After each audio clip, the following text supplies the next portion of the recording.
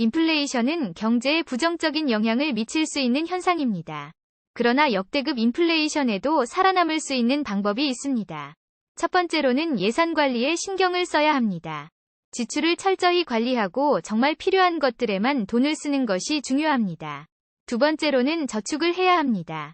정기적으로 돈을 저축하는 것은 급작스러운 금전적 어려움에 대비할 수 있습니다. 세 번째로는 출입기를 신중하게 선택해야 합니다. 크게 흔들리지 않는 자산에 투자하거나 안전한 은행 상품을 선택하는 것이 좋습니다. 네 번째로는 부동산에 투자해야 합니다.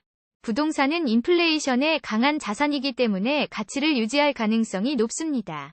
다섯 번째로는 외화 보유에 관심을 가져야 합니다. 외화는 국내의 인플레이션 상황에 영향을 받지 않을 수 있습니다. 여섯 번째로는 현금 보유를 피해야 합니다.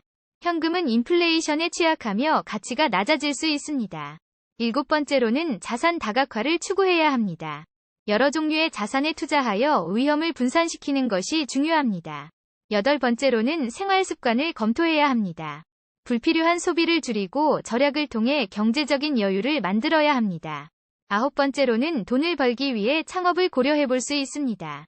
창업은 인플레이션에 영향을 덜 받을 수 있는 방법 중 하나입니다. 열 번째로는 투자에 대한 연구와 지식을 쌓아야 합니다. 시장 동향과 투자 전략에 대한 이해를 갖는 것이 중요합니다. 11번째로는 경기 변동에 대비하는 계획을 세워야 합니다. 경기가 나빠질 경우를 대비해 비상자금을 마련하는 것이 필요합니다. 12번째로는 가격 상승을 예측하고 대비해야 합니다. 물가 상승에 대비하여 미리 필요한 물품을 구입하거나 투자를 검토하는 것이 좋습니다.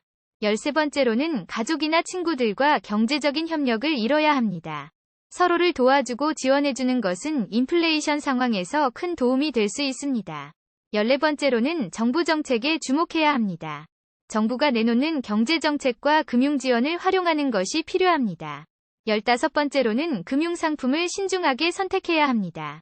상품의 안정성과 수익성을 고려하여 투자해야 합니다. 16번째로는 고용 안정성을 고려해야 합니다. 직장이 안정적인지 확인하고 비상계획을 세워야 합니다. 17번째로는 부채를 줄여야 합니다. 빚을 감소시키는 것은 인플레이션 상황에서 중요한 전략입니다. 18번째로는 가계 재무 상태를 정확히 파악해야 합니다. 소득과 지출을 철저히 관리하고 재무 상태를 모니터링하는 것이 필요합니다. 19번째로는 경제 전문가의 조언을 참고해야 합니다. 전문가들의 의견과 조언을 듣고 참고하여 효과적인 전략을 세울 수 있습니다.